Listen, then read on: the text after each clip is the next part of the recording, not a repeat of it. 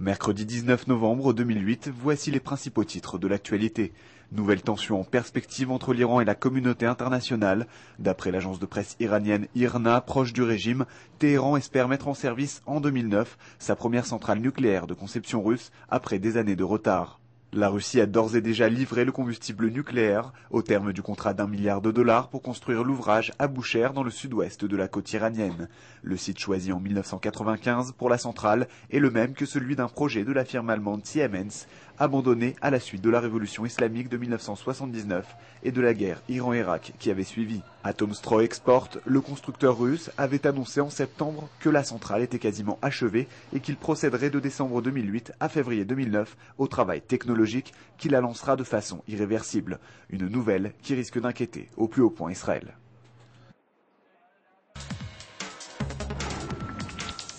Le ministère des Affaires étrangères a vivement réagi aux propos du haut-commissaire des Nations Unies pour les droits de l'homme, Navi Pillay, qui a affirmé qu'Israël violait les droits de l'homme dans la bande de Gaza.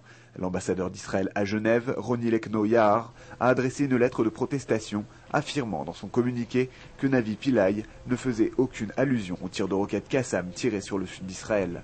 L'État hébreu a notamment rappelé qu'il n'a jamais coupé l'eau ou l'électricité dans la bande de Gaza.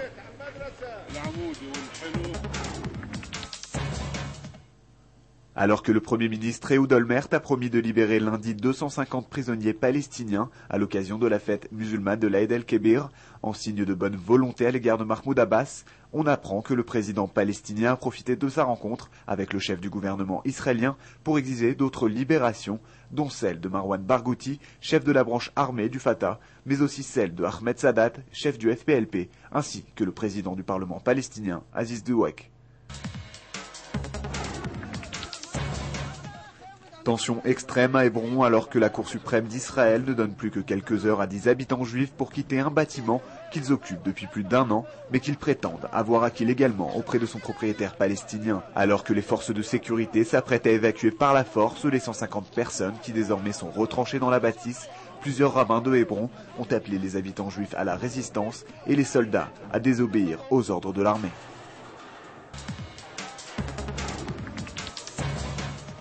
Bonne nouvelle pour les consommateurs israéliens, à partir d'aujourd'hui, le prix du pain subventionné va baisser de 2,7%. L'annonce avait déjà été officialisée il y a quelques jours par le ministère de l'Industrie, du Commerce et de l'Emploi. Cette baisse variera de 11 à 19 agourotes selon le type de pain acheté. La semaine dernière, des économistes estimaient que le tarif du pain devait à terme baisser de 7,4%.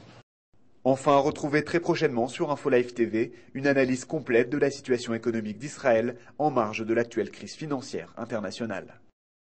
C'est la fin de ce journal. Merci de l'avoir suivi sur InfoLive TV, la première télévision israélienne qui diffuse en 4 langues depuis Jérusalem.